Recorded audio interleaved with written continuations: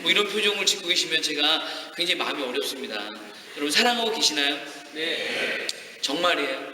네. 네. 그런데 우리가 아니신 분도 있어요. 지금 난 아니야 말하고 얘기하시는데 정말 우리가 사랑하고 있는지에 대한 이야기를 함께 여러분들하고 좀 나누고 그 사랑이 무엇인지 또 우리가 사랑한다고 했지만 사실은 그게 사랑이 아니었던 것들에 대해서 함께 고민하는 시간 한번 가져보도록 하겠습니다. 여러분 사랑이 뭐예요? 사랑? 눈물의 씨앗. 이라고 어제부터 계속 우리 목사님은 강조하고 계십니다. 사랑은 눈물의 씨앗이기도 하죠. 맞아요. 눈물도 나고. 여러분이 생각하는 사랑은 어떤 사랑이라고 생각하세요? 사랑은 뭐로 써야 되죠? 연필로 써야 되죠. 왜?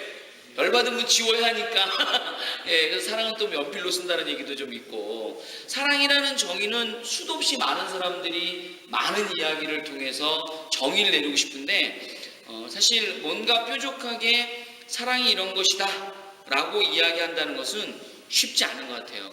여러분들도 아마 그럴 거예요. 특히 이제 젊은 사람들일수록 사랑은 뭐라고 생각하냐면 짜릿함. 그래서 내가 사랑한다 라고 이야기하는 거는 뭔가 강력한 케미가 느끼는 그런 느낌?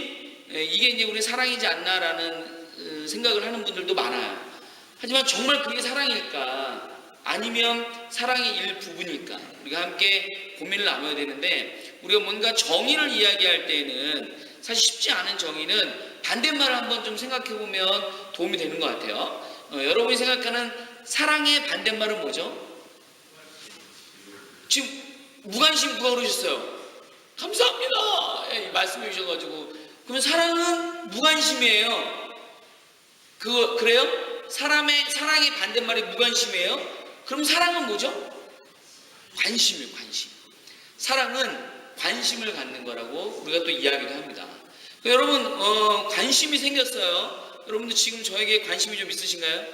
제 오늘 이 설교 이 내용에 여러분이 관심을 지금 갖고 계신가요? 아니면 무관심한가요? 떠들어라. 나 오늘 벌받지 않으려고 예배당 나온 건데 하여튼 떠들기만 해. 이렇게 이야기하시는 분은 무관심, 사랑하지 않는 거죠. 예배를 사랑하지 않으면 말씀에 귀 기울여 들리지 않아요. 그런데 여러분 예배를 사랑하기 시작하는 그 순간에 오늘 목사님을 통한 하나님의 그 복음의 말씀이 어떤 것인지에 대한 뭐부터 생길까요? 방금 했잖아요. 관심. 뭐가 생길까요? 관심이 생깁니다. 여러분 관심이 생기면 우리 어떻게 해야 되죠? 관심이 생겼어요. 저분이 어떤 건 어떻지? 라고 관심이 생기면 어떤 마음이 생겨요? 자, 어떤 마음이 생길까요? 궁금해집니다. 예, 궁금하면 어떻게 돼요? 예, 여기는 또 이 호주여가지고 제가 이 유머하면 또 여러분들이 저를 별로 이렇게 웃기지도 않을 것 같은데, 한국에서 한참 인기 있었던 개그 프로그램에 이게 있었잖아요. 궁금하면 500원. 그래서 또 궁금하면 500원을 내는 거예요. 그런데 여러분 궁금하면 우리 어떤 일이 벌어질까요? 질문을 하게 되죠. 그렇게 되다 보면 뭐가 되냐면 대화를 하게 됩니다. 그러니까 여러분 부부관계에서 대화가 이루어지지 않는다, 대화가 잘 안 된다 라는 의미는 어떤 거냐면 뭐가 없는 거죠? 궁금함이 없다. 궁금함이 없다는 건 뭐가 없는 거죠? 관심이 없다. 관심이 없다는 건 뭐가 없어요? 사랑이 없다 라는 의미일 수 있습니다. 그래서 여러분이 만약에 목사님을 사랑하시나요? 우리 목사님 시험 드실 것 같은데 이야기 제가 갑작스러운 질문에 여러분들이 목사님 사랑하시면 크게도 좀, 여러분 목사님 사랑하세요? 네. 김혜리 집사님이 제일 빨리 제일 크게 대답하셨는데, 사랑하면 우리 뭐가 생긴다고요? 관심이 생기고, 관심이 생기면 어떻게 된다고요? 질문하게 됩니다. 궁금한 걸 물어보게 돼요. 그래서 목사님 한 주간 어떻게 지내셨나요? 사모님 어떻게 지내셨나요? 라고 우리는 뭐 하겠냐 묻게 되죠. 묻는 것으로만으로도 우리는 사랑을 느낀다고 또 얘기를 해요. 사실 여러분들이 사랑을 좀 많이 좀 표현했으면 좋겠는데, 아까 우리가 찬양할 때 있잖아요. 세상에 나가서 우리가 빛을 발해야 되는데, 빛을 발한다는 얘기는 여러분 어떤 건가요? 머리를 이렇게 깎고 빛을 내밀면서 자 빛을 발하자 뭐 이렇게 하거나, 자꾸 여러분 머리도 안 좋은데 머리 이렇게 부딪히면서 스파크를 일으키면서 빛을 내고, 이렇게 빛을 내는 것이 세상에 빛을 내는 걸까요? 여러분 우리가 찬양했던 그 가사에 빛을 낸다는 건 어떤 걸 의미하죠? 여러분이 사랑을 표현하는 걸 얘기합니다. 그 사랑을 우리가 표현해야 되는데 우리는 정작 사랑한다고 이야기도 하고 사랑을 표현한다라고 이야기를 하고 또 여러분도 너무 잘 아는 얘기지만 예수님의 삶을 함축적으로 얘기한다면 예수님은 곧 사랑이시라 라고 얘기를 해요. 그래서 이 사랑은 정말 위대하기도 하고 사랑은 매우 소중하고 또 우리가 빛을 발하듯이 사랑을 표현해야 되는 것인데 우리가 이제 사랑에 대한 정의를 모르기 때문에 사랑이라고 나는 이야기하지만 사랑이 아닌 것들이 있어요. 그래서 실제로 사랑의 반대말은 무관심도 있고 아까 어떤 분이 미움이라는 얘기도 했고 증오하는 마음도 있고 이런 모든 걸 합쳐서 뭐라고 하냐면 뭐라고 할까요? 바로 학대라고 합니다. 한번 따라해 볼까요? 학대. 예, 사랑의 반대말은 뭐예요? 학대입니다. 그러면 우리가 사랑한다라는 얘기는 뭘 하지 않는 거죠? 학대하지 않는 거예요. 그럼 학대가 뭔지에 대해서 한번 우리가 얘기해 보는 거죠. 여러분 학대하면 생각나는 게 뭐가 있을까요? 학대하면 어떤 게 생각나세요? 주로 때리는 거, 감금하는 거, 예, 임금을 주지 않는 거 이런 것들이 사실은 학대이기도 하죠. 하지만 그런 학대들은 여러분들이 아마 난 그렇게 하진 않는데 나는 학대하고는 좀 먼 사람이야. 그럼 여러분이 학대하고 먼 사람이면 여러분들은 어떤 사람이냐면 사랑을 실천하는 사람이에요. 예, 사랑을 실천해요. 그런데 사랑을 실천하면 여러분 주변에 아마 사람들이 많이 계실 겁니다. 왜냐하면 여러분의 사랑을 받고 싶기 때문에. 그런데 우리가 나도 모르게 학대라는 걸 하게 되는데 학대는 여러 가지가 있지만 첫째는 신체적인 학대가 있어요. 신체적인 학대는 지금 우리가 얘기한 것처럼 구타하는 것들, 방임하고 유기하는 것들 그런 것들이 신체적인 학대고요. 언어적인 학대가 있죠. 어떤 게 있죠? 욕하는 것. 예, 그래서 여러분 자녀들에게 특히 또 부부관계에서 욕을 많이 해요. 굉장히 학대적인 겁니다. 그런데 우리가 이렇게 겉으로 보이는 학대도 있지만 눈에 보이지 않지만 엄청난 학대적인 걸 느끼는 게 뭐냐면 바로 정서적 학대라고 해요. 정서적인 학대.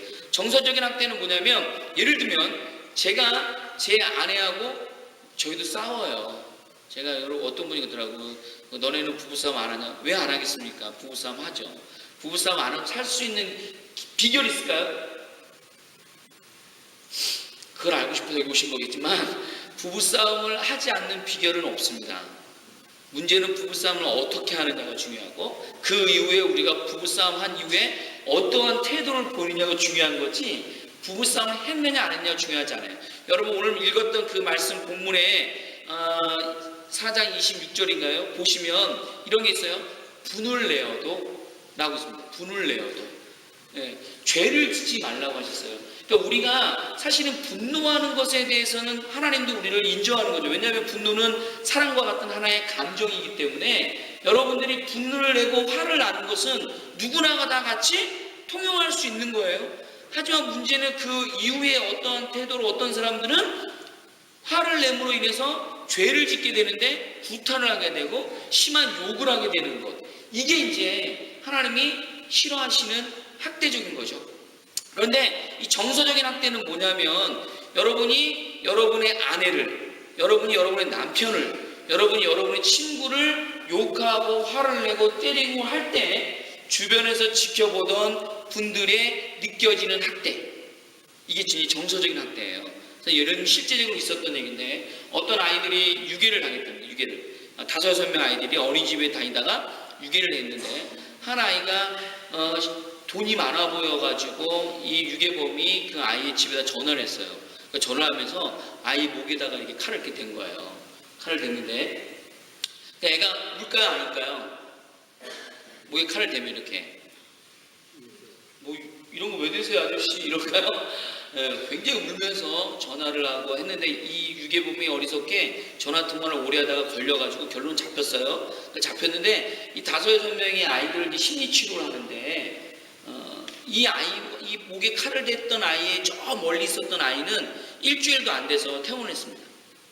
예, 금방 아이들이 심리적으로 안정감을 찾고 부모 곁으로 갔어요. 그런데 실제로 목에 칼을 댄 아이는 한 달 정도의 심리 치료를 받았대요. 그리고 나서 집에 돌아갔는데 놀라운 건 이 아이의 목에 칼이 꽂혀있는 이 모습을 본 바로 옆에 있는 아이는 1년이 지나도 2년이 지나도 그 상처를 치유하지 못하고 있다는 거예요. 그 얘기는 실제로 칼에 당했던 아이는 신체적인 학대를 당한 아이인데 그걸 옆에서 본 아이는 정서적인 학대를 당한 거죠. 정서적인 학대가 사실은 신체적인 학대보다 훨씬 더 무섭습니다. 그래서 실제로 여러분들 우리가 이제 마음이 상하고 마음을 병들게 하는 것을 우리는 학대라고 얘기하는데 이렇게 마음이 상하고 병들게 했을 때 여러분들의 심리적인 이 정서적인 치료가 되지 않으면 여러분의 삶은 숨쉬고 있고 내가 존재하고 있지만 불행해요. 우리 여러분들이 이 세상에 살아가는 목적이 있지 않으세요? 여러분들 나름대로 목적이 좀 있다고 생각이 듭니다. 그 목적을 위해 사는데 여러분이 불행하게 산다고 생각해 보세요. 얼마나 안타까워요. 전 여러분이 행복했으면 좋겠는데 행복할 수 있는 것 중에 하나는 여러분의 정서적인 학대를 치유해야 됩니다. 여러분이 이 마음이 치유가 되지 않는 한 여러분들은 끊임없이 아픈 상처를 단지 여러분 여기 한번 생각해 보세요. 이 가슴에 칼자국이 났어요. 그럼 여기 어떻게 해야 되죠? 연고를 바르고 치료를 받아야 되는데 이 마음에도 똑같습니다. 마음에 상처를 받았으면 치료를 받아야 돼요. 여러분 병원에 가서 전문가에게 의사에게 치료를 받듯이 여러분 아마 전문가를 찾아가서 치료를 받아야 돼요. 우리 여기 집사님 계시는데 해담 우리 심리상담센터 같은 상담센터에서 여러분 마음의 치료를 받지 않고 여러분들이 그냥 놔두시면 사실은 마음은 보이지 않지만 이 불행한 마음들 내가 여기 와서 예배를 드리는데도 하나님을 향한 감격이 줄어요. 내가 하나님에 대한 그 사랑을 느끼는 것들이 줄어들어요. 실제로 여러분 조사한 결과 제가 지금 논문 쓰고 있는 것 중에 하나가 있는데 그 논문에는 뭐가 있냐면 아버지로부터 특히 아빠로부터 학대받은 자녀들은 신앙심을 가지고 교회에 나오지만 설교와 찬양과 기도에 은혜 받는 것들이 굉장히 줄어든답니다. 은혜를 받지 못해요. 아버지에게 사랑받지 못한 아이들은 하나님께 사랑을 받는다는 것을 못 느낀다는 거예요. 왜냐하면 그게 정서적인 학대를 통해서 하나님의 사랑을 받아들이기가 굉장히 어렵거든요. 그래서 저는 여러분이 깨끗이 이제 치유를 받았으면 좋겠는데 어쨌든 이 정서적인 학대가 매우 중요합니다. 그런데 우리는 실제로 정서적인 학대를 여러분 주기도 하고 많이 받았죠. 지금까지 살아오시면서. 그런데 내가 이 정서적인 학대를 받았음에도 불구하고 나는 받지 않았다라고 느끼기도 하고 내가 주고 있지 않다라고 느끼기도 해요. 근데 어제 제가 이런 이야기를 했어요. 사람이 움직이는 이유가 뭐냐? 사람은 뭐에서 움직일까? 우리는 이 언어에서 움직이거든요. 내가 어떤 말을 하느냐에 따라서 내가 그렇게 나다라는 표현을 이 언어에 의해서 움직이는데 많은 사람들이 이렇게 얘기를 해요. 무엇을 해야만 한다라는 must, 당위적 사고를 갖고 있는 사람들은 우리가 어떠냐면 정서적으로 볼 때 실제로 이 사람은 정서적 학대를 많이 받았을 가능성이 있다 라고 우리가 이야기를 해요. 그래서 이걸 뭐라고 하냐면 강요라고 하는데 정서적인 학대의 가장 중요한 것 중 하나는 강요입니다. 뭐라고요? 강요. 그러니까 우리가 강요를 받는 사람들은 어떤 일이 벌어지냐면 똑같이 누군가에게 똑같이 강요를 해요. 여러분이 학대를 받은 사람은 어떻게 하냐면 똑같이 학대를 하는데 실제로 조사한 연구에 83%가 내가 부모로부터 물려받은 학대를 83%는 그대로 자녀에게 그 학대를 물려준답니다. 그러니까 내가 아버지한테 맞고 자랐어. 그럼 나는 어떻게 할까요? 우리 자녀를 그대로 폭력을 가해요. 그런데 많은 사람들이 뭐냐면 무슨 소리야. 내가 아버지한테 폭력을 받았기 때문에 나는 절대로 애들 때리지 않을 거야. 라고 얘기해요. 하지만 실제로 그 아버지가 때렸던 만큼 하지 않아요. 그런데 뭘 하냐면 그분들은 신체적인 학대를 하지 않고 바로 정서적인 학대를 한다는 거예요. 그래서 자녀들에게 끊임없이 어떻게 하냐면 강요하죠. 끊임없이 이 아이들이 내가 원하는 움직이대로 움직이도록 이야기를 하는데 왜 이게 대물림이 되냐면 아주 중요한 얘기가 있어요. 강요를 받을 때 우리는 두 가지의 반응이 나타난답니다. 몇 가지의 반응이 나타난다고요? 두 가지. 이게 이제 중요해요. 한번 따라해보겠습니다. 반발, 순종. 순종이라고 하면 여러분이 좋은 말로 생각해 봅니다. 다시 반발, 복종. 자, 내가 강요를 느낀다면 둘 중에 하나의 마음을 느끼는데, 자, 예를 들면 이거예요. 여러분 한번 잘 보세요. 제가 여러분의 회사의 고참이에요. 제가 누구라고요? 고참인데 이 고참이 여러분한테 이렇게 얘기해요. 어이, 물 좀 떠와. 자, 여러분 어떻게 느끼셨어요? 어이, 물 좀 떠와. 여러분 제가 강요한 것 같으세요? 권유한 것 같으세요? 강요. 네? 강요. 여러분 강요같이 느끼셨어요? 그럼 여러분 강요예요. 제가 여러분은 근데 저는 어떤 마음이었냐면 여러분에게 권유한 거예요. 물 좀 떠다 줬으면 좋겠어. 여러분 이해되세요? 아, 이해 안 될 겁니다. 왜냐하면 여러분이 강요를 느꼈기 때문에. 중요한 건 여러분 상처는 주는 걸까요? 받는 걸까요? 네? 받는 거예요? 주는 거예요? 주고받는 거예요? 상처 따라 해볼까요? 상처는 받는 것. 받는 거. 자, 은혜는 은혜. 뭘 주는 거예요? 받는 거예요? 받는 것. 여러분 목사님이 설교하셨어요? 은혜 받는 건 누가 결정하는 거죠? 여러분이 내가 은혜다라고 생각해야 되는데 어떤 분은 목사님이 내 얼굴도 한 번도 안 쳐다보고 설교를 했어. 난 이 교회 떠나야 돼. 교회 한인교회가 여기 맞겠나? 이러면서 가시면 어디 가나 똑같아요. 문제는 여러분의 마음밭이지 어떠한 사람이 나에게 무엇을 행했느냐가 아니라는 거죠. 자, 어쨌든 중요한 건 상처는 받는 거예요. 강요도 주는 걸까요? 받는 걸까요? 받는 건데 문제는 내가 강요라는 것을 받았다라고 느껴졌을 때 느낌이에요. 그러니까 예를 들면 어이 물 떠와 라고 했을 때 내가 이렇게 얘기한 거예요. 나 이 회사에 잘리고 싶지 않아. 난 이 회사에 오래 버티고 싶어. 그래서 어떻게 했냐면 마음이 정말 열받아요. 수치심이 느껴요. 하지만 복종했어. 물을 떠다 줬어요. 물 드세요 과장님 하고 떠다 줬어요. 이 과장님이 물을 드셨어요. 속으로는 열받아 죽겠어요. 내가 물 떠보려고 여기 웃는지 아냐. 하지만 그냥 물 떠다 줬어요. 어느덧 시간이 흘렀어요. 제가 이 신입사원이 과장이 됐습니다. 이 신입사원이 과장이 되어서 새로운 신입사원에게 얘기를 해요.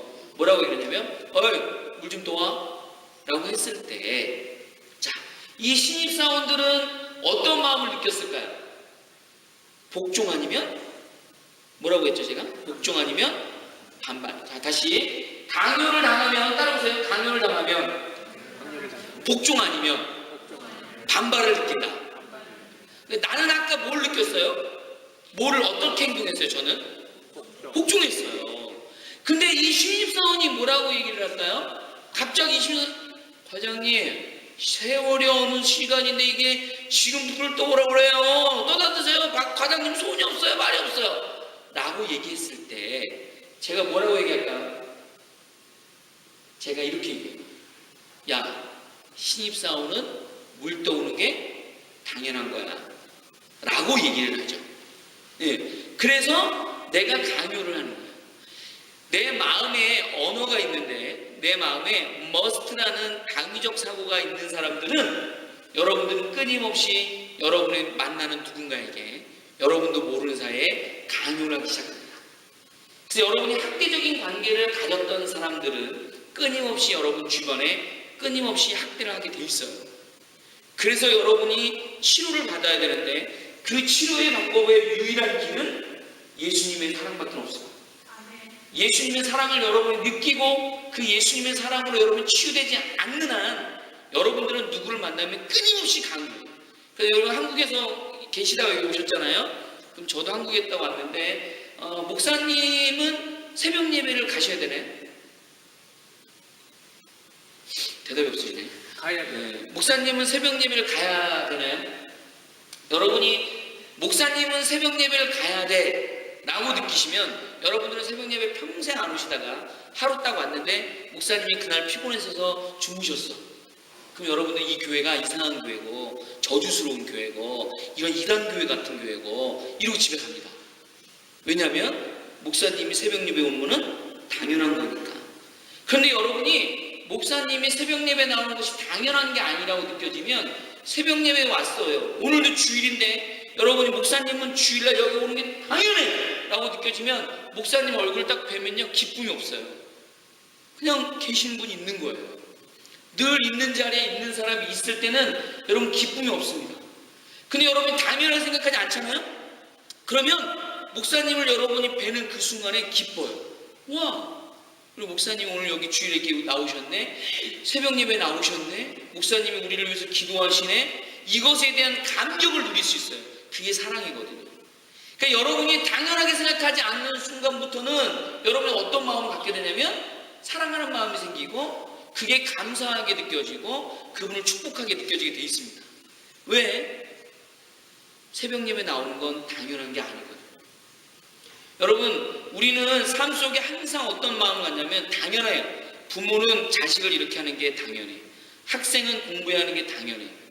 뭐는 누구는 당연해. 나고 여러분이 당위적 사고를 갖는 순간엔 학생이 공부하고 있잖아요. 기뻐하지 않아요. 왜? 얘는 공부하는 게 당연하잖아. 그럼 기쁨이 없어요. 기쁨이 없으면 여러분들은 여러분의 자녀들이 공부하고 있는 모습을 보고 여러분이 이뻐하고 축복해 줄 수 없습니다. 사랑을 보여줄 수 없어요.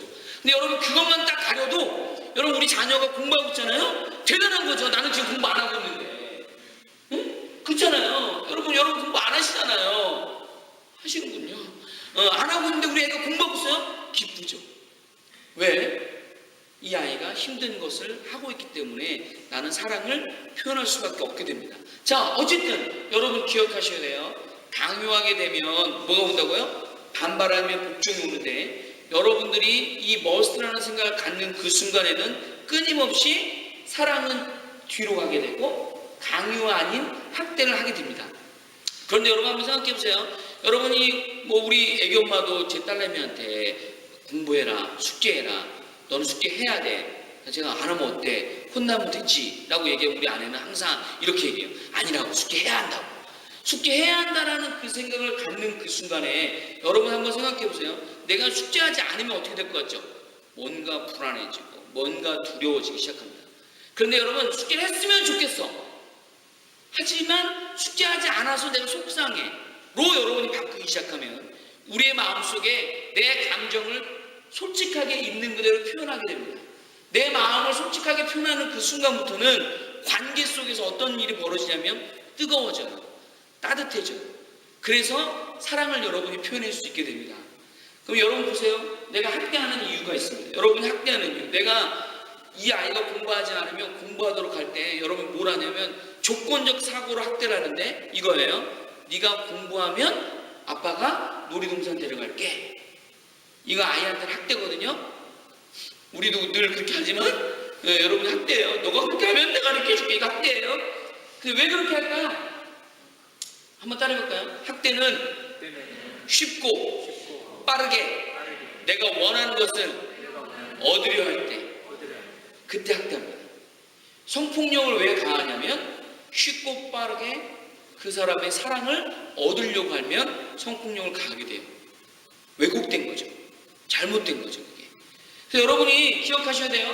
두 번째 학대하는 이유는 이겁니다. 한번 따라해보세요. 학대하는 이유 두 번째 사랑하지 않아서가 아니라 크게 보세요. 사랑하지 않아서가 아니라 사랑하는 방법을 모를 때 우리는 학대한다. 예, 학대의 대표적인 언어는 뭐냐면 특히 비난하는 것 그리고 비교하는 것. 여러분 특히 이 비교는요 여기 보니까 저보다 뚱뚱하신 분이 안 계시네요. 어떻게 아니 뭐 괜찮으세요? 그 정도시면 살 빼는 유일한 길이 뭔지 아세요? 사람을 비교하면 살 빠집니다. 그러니까 제가 살이 안 빠졌다는 증거는 우리 아내가 저를 누구랑 비교하진 않아요. 옆에 어떤 아저씨는 키가 180이래 이러면서 절대 비교하지 않고 옆에 누구는 월급을 많이 받는데라고 비교하지 않아요. 그러니까 제가 이렇게 살이 찌는 거예요. 그러신 것 같으세요? 네. 그런데 비교하기 시작하면 사람은요 살이 빠져요. 살만 빠지면 다행인데 영혼도 빠져요. 문제는 사람이 해집니다. 여러분 비교하지 마세요. 있는 그대로 존재 자체로 여러분이 축복해 줄 수 있는 것 그게 굉장히 중요하고 또 하나 학대적인 언어 중 하나는 뭐가 있냐면 꼬리표 달기가 있어요. 뭐라고요? 꼬리표 달기. 이 얘기는 뭐냐면 이런 거예요. 사람에게 긍정적인 건지만 꼬리표를 달아준 거예요. 예를 들면 우리 김혜린 집사님이 청소 잘하세요. 이런 거. 여기 다른 사람이 교회당 청소할 때는 지저분해. 근데 집사님이 청소하면 너무 깨끗해져. 오늘 청소 누가 해야 되지? 그럼 누가 해야 돼요? 저분이 제가 할게요. 이러는 거. 하기 싫어도 어쩔 수 없이 하게 만드는 거. 예. 이게 꼬리표 달기예요. 예를 들면 뭐 경상도 사람은 묵뚝뚝해. 이게 꼬리표를 달고 살아요. 그러니까 경상도에 있는 분들은 묵뚝뚝한 게 당연한 거죠. 그러니까 여러분들이 은근히 여러분들이 사람을 조종하고 싶으신 분들은 뭘 하냐면 꼬리표를 많이 달아요. 그래서 그 사람이 그렇게 하게 하려고, 예, 여러분 옆에 계신 부부면 부부에게 중에 제일 이야기 많이 하는 거 한번 가만히 보세요. 칭찬을 가장한 꼬리표 달기 할 때가 있어요. 당신은 요리를 너무 잘해. 당신이 하는 요리는 너무 맛있어. 나 오늘 배고파. 이렇게 얘기하죠. 그러면 하기 싫어 죽겠어도 알았어, 내가 요리해줄게. 이렇게 하게 되는 거예요. 예, 이게 꼬리표 달기예요. 여러분 꼬리표 달지 마세요. 그리고 또 하나는 옳고 그름을 얘기하는 거예요. 뭘 얘기한다고요? 옳고 그름. 그러니까 예를 들면 여러분 이민사회에 있다 보면 또 누군가하고 싸울 수 있잖아요. 싸우면 내가 위로받고 싶잖아요. 그런데 내가 얘기를 해요. 여보, 오늘 내 옆집 아줌마하고 싸웠어. 그랬더니 그 남자분이 가만히 종이를 꺼내고 볼펜을 꺼내고 한번 말해봐. 그래서 막 적습니다. 막 그래서 4개는 네가 잘못했고 6개는 저 아줌마가 잘못했네. 그러니까 저 아줌마가 잘못했고 저 아줌마 나쁜 아줌마네. 이렇게 얘기를 해요. 옳고 그름을 얘기하는 그 순간부터는 마음이 상해져요. 누가 몰라서 얘기하는 거 아니잖아요. 나도 잘못한 게 있으니까 싸웠겠죠. 그런데 내가 지금 싸웠다라고 내 남편한테 이야기하는 건 지금 뭘 받고 싶은 거죠? 공감받고 싶은 건데, 그래서 결론은 네가 잘못한 거야. 그래서 결론은 너는 잘했어 라고 얘기하는 거. 이렇게 옳고 그름을 얘기할 때는 굉장히 마음이 상하고 병들어지기 시작합니다. 그럼 우리가 어떻게 얘기를 해야 되느냐? 사랑에 대해서 이야기를 해야 되는데, 사랑에는 3가지가 있으며 3가지. 몇 가지가 있다고요? 3 가지. 따라해보겠습니다. 첫째는 따뜻한 마음, 둘째는 열정, 셋째는 헌신. 이 3가지가 있어요. 뭐라고요? 따뜻한 마음, 열정, 헌신. 다시 암기하세요. 시작. 따뜻한 마음, 열정, 헌신. 따뜻한 마음엔 또 3가지가 있어요. 한번 해보겠습니다. 존중, 배려, 신뢰. 이게 3가지인데 여러분, 우리가 따뜻한 마음을 보여주세요 라고 얘기하는 건 뭐냐면 존중해 주세요 라는 의미인데, 존중이 뭔가요? 존중은 나와 다른 것을 인정하는 것이 바로 존중입니다. 나와 다른 것을 인정하는 거예요. 우리의 삶은 굉장히 달라요. 생활 패턴도 다르고 성씨도 다르고 남성과 여성도 다르고 많이 달라요. 남자와 여자는 특히 다르죠. 남자의 생각과 여자의 생각은 여러분 너무 잘 아시는 얘기지만 남자들은 주로 결과주의고 여성들은 주로 과정주의고. 그래서 가만히 보면 여성분들이 뭐냐면, 그러니까 남자들이 좀 과정을 설명 좀 해줬으면 좋겠는데 남자들이 과정 설명하지 않아 라고 얘기하는 거 반면에, 그럼 남자 입장에서 뭐냐면, 아니면 좀 이렇게 웬만한 거 좀 빼고 좀 중요한 것만 얘기해 줬으면 좋겠는데 이것저것 다 얘기를 해. 그러면 얼마나 힘들겠어요. 그리고 여러분도 너무 잘 아시는 얘기지만 남자는 하루에 몇 마디 한대요? 8,000마디. 여자는 2만 마디. 그래서 남자는 8,000마디 하고 여자는 2만 마디라면 여성분들은 주로 바깥에서 일을 안 하고 남성분들은 주로 얘기를 해요. 그리고 특히 이제 목사님들 같은 경우에도 설교 많이 하시잖아요. 목사님들 말씀 많이 하시잖아요. 그러면은 8,000마디를 이미 바깥에서 쏟아붓고 집에 가요. 그럼 뇌가 딱 막아요. 말을 하고 싶지 않아요. 사모님은 계속 참고 계셨어요. 이렇게 참고 계셨다가 남편이 오기를 바라고 2만 마디 중에 한 2,000마디 하고 18,000마디를 누구하고 얘기하고 싶겠어요? 남편하고 얘기하고 싶고. 남편 안 참고 18,000마디를 얘기해요.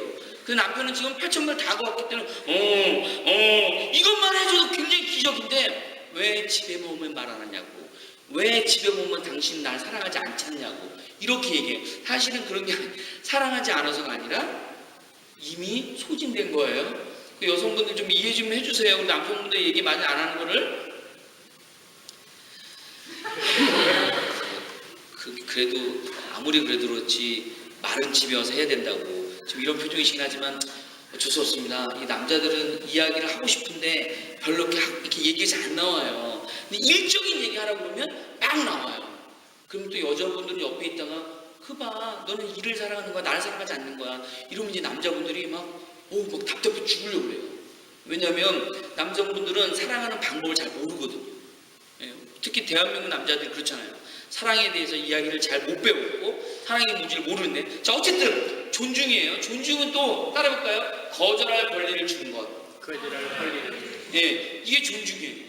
이 얘기는 뭐냐면 누군가에게 우리가 뭔가를 부탁할 때에는 항상 거절할 권리를 주는 겁니다. 그런데 우리는 거절할 권리를 주지 않고 거절을 못하도록 이야기를 하죠. 거절하면 아까 우리 목사님께서 또 그런 얘기 하셨잖아요. 이따가 끝나고 밥 먹고 집에 빨리 가신 분은 저랑 단절할 줄 아시라고. 그러면 여기 있는 분들이 뭐가 없는 거죠? 거절할 권리가 없는 거예요. 나는 뭐 아유 나 목사님하고 아무것도 듣기는 싫고 이러면 여러분들이 어떻게 되냐면 어쩔 줄 몰라하는 거죠. 이럴 수도 없고 저럴 수도 없고 존중받지 못한 것처럼 느껴지고 따뜻한 마음이 느껴지고. 그렇지만 여러분들 이미 마음밭이 있기 때문에 그렇게 거절을 주고받는 관계는 아니시잖아요. 그런 걸 믿고요. 자, 아무튼 거절할 권리를 주는 건 우리가 따뜻한 마음을 얻도록 하는 마음이다. 두 번째는 배려예요. 따뜻한 마음의 두 번째는 뭐라고요? 배려. 배려가 뭐죠? 배려. 배려는 여러분 소와 사자의 이야기 혹시 들어보셨나요? 들어보신 분도 있고. 소하고 사자가 결혼했잖아요. 몰라요? 소하고 사자 결혼한 거? 처음 들어봤죠? 오늘 들어보신 거예요 지금. 소가 여자고 사자가 남편이에요. 둘이 결혼했는데 남편이 회사를 갔어요. 아내가 모처럼 음식을 맛있게 놨습니다. 그리고 사자 남편이 전화했어요. 여보 오늘 집에 일찍 와가지고 맛있는 거 내가 해놨으니까 빨리 와 했더니 사자가 침을 막 흘리면서 알았어 내가 오늘 칼퇴근할게 하고 6시 땡 종치는 순간에 칼퇴근했어요. 그러면 사자가 침을 질질 흘리면서 얼마나 맛있는 음식을 해놨을까 하고 집에 문을 딱 열면서 식탁을 딱 쳐다봤더니 풀이 바다 덮음같이 풀바다가 있는 거예요. 예, 사자는 뭘 생각하고 왔을까요? 고기가 바다 덮음같이 있을 줄 알았는데 풀이 바다 덮음같이 있는 거예요. 이 사자가 너무 답답해가지고 아우 이 바보 같은 소야 이게 음식이라고 한 거냐 내가 오늘 저녁 사줄게 외식하자 하고 나간 곳이 앵글소 있는 소 한우집에 네가 원하는 한우 1등급 다 먹어라 이렇게 되는 거죠. 그럼 여러분 생각해 보세요. 사자는 소를 사랑할까요 안 사랑할까요? 사랑할까요? 사랑합니다. 그런데 뭘 모르는 거죠? 사랑하는 방법을 모르면 소는 또는 사자는 어떻게 행동을 하냐면 자기 입장으로 얘기해요. 그래서 배려는 뭐냐면 한번 따라볼까요? 상대방의 입장으로 생각하는 것. 이게 배려예요. 그럼 배려해 주세요 라는 얘기는 뭐냐면 나의 입장을 좀 이해해달라 이겁니다. 여러분이 여러분의 아내를 사랑하고 여러분의 아이를 사랑하고 여러분의 목사님을 사랑하고 여러분이 옆에 있는 성도를 사랑한다면 여러분이 그분의 입장을 여러분이 볼 수 있었으면 좋겠습니다. 따뜻한 마음의 세 번째는 뭐가 있냐면 따라해볼까요? 신뢰. 우리는 신뢰할 때 따뜻한 마음이 생기는데 신뢰는 어떤 사람에게 느껴지냐면 고백할 수 있는 사람에게 느껴집니다. 여러분 예수님 신뢰하시나요? 그렇기 때문에 여러분들은 누구에게 기도해요? 하나님께 기도하면서 예수님의 이름으로 여러분 기도하시죠? 왜? 그분을 우리는 뭐하니까? 신뢰하기 때문에 그분에게 나의 모든 것을 다 고백하는 겁니다. 그런데 여러분이 기도 생활을 반드시 하셔야 되고 굉장히 중요하지만 우리 인간관계에서도 굉장히 중요한 게 뭐냐면 이 고백할 수 있는 거예요. 저는 제가 관심 있는 것 중에 하나가 뭐냐면 공동체인데요. 우리 교회 공동체, 우리 멜번 중앙교회 우리 교회 공동체에 중요한 것 중에 하나가 뭐냐면 바로 이 고백할 수 있는 마음이에요. 그러니까 우리가 내 마음속 저 속에 있는 나의 부족하고 연약하고 추악한 것들을 내 옆에 있는 우리 성도들에게 고백하고 털어놓을 수 있을 때 우리는 어떤 마음이 생기냐면 따뜻한 마음이 생기고 사랑하는 마음이 느껴지는 거죠. 그 여러분이 여러분의 마음을 고백할 수 없고 여러분의 마음을 얘기하고 싶지 않을 때는 여러분 옆에 계신 분들하고 따뜻한 마음이 생기지 않아요. 그죠? 그렇게 일상적인 이야기로 그치게 됩니다.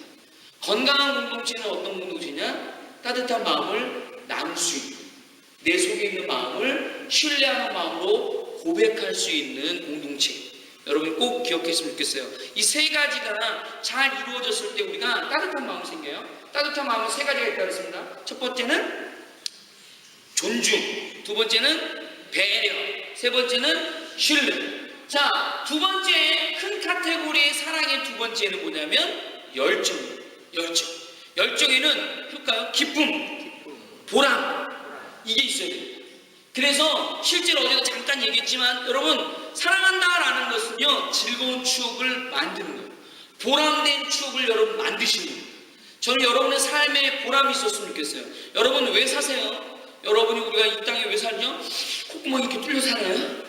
여러분 왜 사냐고 물으면 웃지요. 인가요? 여러분 그리스도인이 살아야 되는 이유가 뭘까요? 하나님의 영광이잖아요. 우리 하나님께 영광이 되었는데 하나님께 영광이 된다는 건 뭘 의미하는 건가요? 여러분 이 사회에 여러분 보람 있는 일을 해야 된다는 거죠. 여러분이 마음속에 어떠한 마음으로 살아가는지 모르겠어요. 나의 유익만으로 살아가는지 모르겠지만 여러분이 이 세상에 빛의 역할을 한다면, 여러분 그리스도의 편지의 역할을 한다면 여러분 보람된 경험이 많았으면 좋겠습니다. 그럴 때 우리는 뭐가 생기냐면 열정이 생기죠. 그때 우리는 뭐가 느껴지냐면 기쁨이 느껴지는데, 여러분들은 뭐 영어를 너무 잘 아시니까 기쁨이 영어로 뭐죠? joy. 행복은 영어로 뭐죠? happy. 여러분 한번 물어볼게요. 조이와 해피 중에 뭐가 더 기분이 좋으세요? 느낌이 해피가 좋으세요? 조이가 좋으세요? 나는 조이가 좋다. 손 들어보시죠. 예, 나는 해피가 좋다. 예, 이분 해피해요. 왜 해피인지 아세요? 해피는 왠지 귀엽잖아요. 예, 그리고 조이는 인조이가 생각나. 엔조이가 생각나가지고 왠지 뭔가 불길한 느낌도 들어. 근데 여러분 놀라운 일이 있어요 이 안에. 예, 이 조이는 우리 딸 이름이 영어 이름으로 한국에서는 영어 이름 지으라고 의사 선생님들이 제가 조이라 지었더니 우리 딸이 처음에는 싫다고 그러더라고요. 이 어원을 설명해주니까 우리 딸이 너무 기뻐하는데 아주 놀라운 게 있습니다. 여러분 조이와 해피가 둘 다 좋은 얘기예요. 굉장히 예쁘고 아름다운 얘기인데 해피는 뭐냐면 언제 행복하냐면 내가 원하는 것들을 누군가가 나 말고 누군가가 나의 욕구를 충족시켜줬을 때 우리는 행복하다라고 얘기합니다. 그게 해피예요. 그런데 조이는 뭐냐면 한번 따라해볼까요? 존재 자체로 기뻐하는 것. 이게 조이예요. 그래서 여러분 성경에 항상 행복하란가요? 항상 기뻐하란가요? 항상 기뻐하라. 아버지가 돌아가셨어요. 근데 기뻐해야 돼요. 여러분 어떠세요? 아버지가 돌아가셨는데 장례치는 우리 아버지 잘 가 이건가요? 이렇게 기뻐하라는 의미가 아니에요. 이 기쁨에는 여러분의 살아있는 존재만으로도 너의 존재 그 자체만으로도 기뻐할 수 있고, 우리 아버지가 돌아가셨지만 아버지의 존재가 어떤 아버지인가요? 천국에 갈 수밖에 없는 존재. 그 존재로 우리가 뭐하냐면 기뻐할 줄 알라는 얘기예요. 눈에는 눈물이 나지만 여러분 기뻐하라는 의미는 그 의미입니다. 그럼 우리는 항상 기뻐해야죠. 여러분 마음속에 기뻐야 되는데 뭐로 기뻐냐면 존재로 기뻐해야 돼요. 그때 우리가 열정이 생기고 그때 사랑이 생깁니다. 여러분의 존재는 어떤 존재인데요? 여러분은 어떤 존재예요? 하나님의 형상으로 지음받은 소중한 존재라는 거죠. 한번 따라해볼까요? 나는 하나님의 형상으로 지음받은 소중한 존재입니다. 여러분 어떤 분이에요? 소중한 분이에요. 여러분들은 세상에서 가장 소중한 존재예요. 그렇게 느끼고 삶을 살아갈 때 여러분들이 어떤 마음을 느끼냐면 열정이 생긴다는 거죠. 그 열정이 느껴질 때 여러분들은 사랑을, 빛을 발할 수 있어요. 사랑의 빛을 발할 수 있다는 건 여러분의 삶 속에 어딘가에, 여러분 직장에서, 여러분 사회에서 어딘가에 계셔도 여러분 내 존재는 어떤 존재라고요? 내가 누구라고요? 하나님의 자녀로 나는 어떤 존재예요? 소중한 존재다 라고 느껴질 때 여러분들은 어느 곳에든 여러분의 빛을 발할 수 있는 멋진 사람이 될 겁니다. 사랑의 세 번째는 헌신이에요. 한번 따라해보세요. 헌신. 제 신발이 다 낡아가지고 헌신이 됐는데, 그럼 사랑은 이 헌신발을 신고 다니는 건가요? 그런 건가요? 헌신은 뭐죠? 헌신은 한번 따라해보겠습니다. 대가 없이 사랑하는 것. 여러분 예수님이 어디에 돌아가셨어요? 어디에 달리셨죠? 십자가에 돌아가실 때 여러분 예수님이 십자가에 딱 돌아가시면서 11조 이렇게 돌아가셨을까요?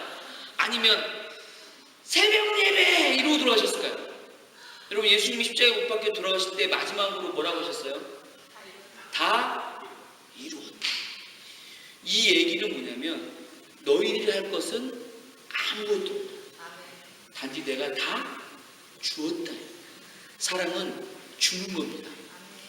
사랑은 주고받는 게 아니라 사랑은 주는 것. 그래서 우리가 사랑은 참으로 모르는 분들은 사랑은 참으로 버리는 그러면서 다 가지지 않는 것 하면서 여러분 막 사탕 막 우리 교회만 그런 거예요? 여러분 그냥 사탕 막 뿌리면서 사랑은 준 거야 막 뿌리잖아요. 사랑은 주는 건데 뭘 바라지 않고 주는 거예요? 대가를 바라지 않습니다. 그런데 우리가 특히 부부관계에는 자꾸 대가를 바라요. 뭐냐면 야 내가 너한테 이렇게 해줬잖아. 너도 나 이렇게 해줘야지. 그렇게 가는 그 순간에 우리는 사랑이 깨지죠. 그리고 우리는 뭐로 가냐면 학대로 갑니다. 왜냐하면 예수님도 우리에게 어떻게 했냐면 내가 널 하나님 우리 그랬죠. 내가 나의 자식까지 바쳤는데 네가 겨우 이거야? 라고 하지 않으세요? 하나님은 그냥 너니까 사랑하는 거야. 사랑하는 내 아들아, 사랑하는 내 딸아, 너라는 존재로 내가 사랑하겠다. 그럼 이게 얼마나 대단한 사랑이죠. 그러니까 저는 제가 하나님을 믿는 이유는 뭔지 아세요? 제가 무엇을 하지도 않아도 되는 거예요. 근데 우리는 때로는 유혹이라는 게 오고 때로는 넘어지기도 합니다. 때로는 저도 시기하고 질투하고 미워하고 합니다. 하지만 우리에게는 굉장히 막강한 도구가 하나 있죠. 그게 뭘까요? 그게 뭘까요? 여러분에게 막강한 도구가 하나 있습니다. 그게 뭐죠? 회개입니다. 여러분 우리에게는 회개하면 돼요. 그런데 많은 청년들이 이런 얘기 하더라고요. 회개하라 천국이 가까웠다. 그랬더니 이 얘기가 청년들이 제일 싫어하는 성경 말씀이랍니다. 왠지 내가 뭐 잘못했냐, 내가 왜 이렇게만 살아야 되느냐, 이 포스트 모더니즘 시대에 나 이럴 수 없다, 내가 뭘 잘못했길래 회개해야 되냐. 사실은 하나님이 주신 회개라는 거는 너가 잘못했으니까 무릎 꿇어 이게 아니라 네가 죄를 고백만 하면 나는 아무런 조건 없이 다 용서하겠다라는 거거든요. 그래서 우리는 하나님은 우리에게 어떤 사랑을 하셨죠? 조건 없는 사랑, 무조건적 사랑을 했어요. 그래서 여러분이 조건적인 사랑, 조건적인 언어를 이야기할 때 내가 너 공부 열심히 하면 놀러 갈게 라는 이 언어는 우리가 하나님의 사랑에 반하게 되고 불편하게 된다는 거죠. 여러분 기억했으면 좋겠어요. 사랑은 뭐라고요? 주는 겁니다. 주는 거. 자, 사랑의 세 가지를 얘기했어요. 첫 번째는 뭐라 그랬죠? 따뜻한 마음. 두 번째는 열정. 세 번째는 헌신. 이 세 가지의 사랑을 우리가 잘 간직해야 되는데 문제는 이거예요. 제가 따뜻한 마음으로 했어요. 열정, 기쁨으로 했어요. 막 기쁘게 했어요. 그런데 마지막으로 그러니까 너가 나한테 너도 나를 똑같이 이렇게 해줘 라고 대가를 바래요. 하는 순간엔 세 가지 중에 한 가지라도 흔들리면 여러분 어떤 일이 벌어지냐면 우리는 인간은 어제도 잠깐 말씀드렸죠. 완벽해지고 싶은 욕구가 있어요. 그래서 바벨탑도 쌓은 거죠. 하나님처럼 되고 싶은 욕구가 우리 인간에 있어요. 그래서 이 사과나무도 따먹는 거예요. 선악과도 따먹는 거예요. 왜? 하나님처럼 완벽해지고 싶어서. 여러분 이 사랑의 세 가지 하나가 흔들리잖아요. 그럼 우리는 어떻게 되냐면 완벽한 사랑을 이루고 싶어서 우리가 최선을 다해서 뭐 하냐면 학대를 합니다. 놀라운 거. 그러면서 뭐라고 얘기해요? 내가 너를 사랑하니까 얘기하는 거예요. 여러분이 생각하는 학대가 전혀 아니야 라고 하지만 정말 큰 학대가 하나 있어요. 언어적인 학대 중에 세 글자. 엄마가 정말 많이 하는 게 있습니다. 그게 뭐게요? 엄마들이 늘 하는 거. 공부해라 시집가라. 이거 뭐라 그래요? 세 글자. 잔소리 학대입니다. 잔소리는 언어적인 학대인데 실제로 연구해 봤더니 가정폭력과 버금갈 정도로 상처가 느껴진답니다.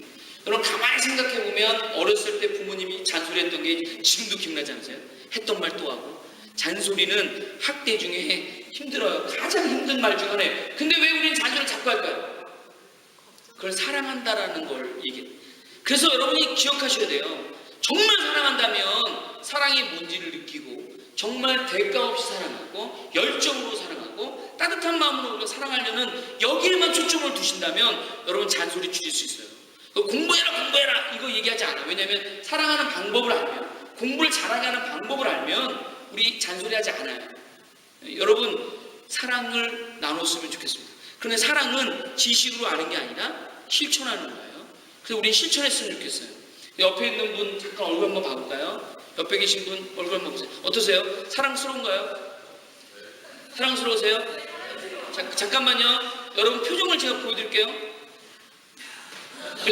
이게 사랑하는 사람을 이렇게 스캔하지 마시고요. 사랑스러운 표정으로 눈가에 미소를 지으면서 한번 해볼까요? 옆에 이렇게 손을 내밀고 당신을 사랑합니다. 예수님이 나를 사랑하였듯이 당신을 사랑합니다.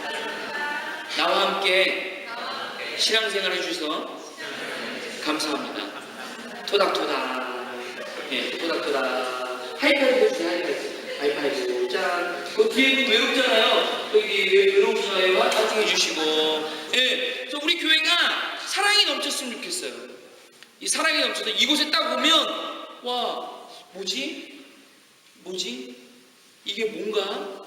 아, 이게 사랑인가? 라고 느낄 수 있는. 제가 교회를 많이 다녀요. 강의하러 한국에 있는 교회를 많이 다니는데 어떤 교회는 가면 굉장히 멋있습니다. 근데 너무 힘들어요. 근데 어떤 교회는 뭔가 이렇게 좀 어수선해요. 근데 마음이 따뜻해요. 정말 신기해요. 문 앞에만 딱 들어가면 어떤 교회는 너무 따뜻한 느낌이 있어요. 근데 그런 교회들은 성도들이 일단 얼굴이 달라요. 얼굴이 어떤 얼굴이냐면 이렇게 웃고 계세요. 이렇게. 근데 여러분 봐보세요. 옆에 분 어떻게 웃고 계신가? 사랑이 많은 교회는 잘 웃고 있어요. 웃고 계세요.